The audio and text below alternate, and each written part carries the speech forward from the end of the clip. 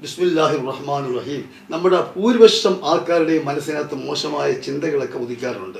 അപ്പോൾ ഈ ചിന്തകളിൽ നിന്നും ഒന്ന് രക്ഷപ്പെടുന്നതിന് വേണ്ടി നമുക്കൊരു ദിക്റുണ്ട്. ആ ദിക്ർ നമുക്ക് ചെല്ലാം.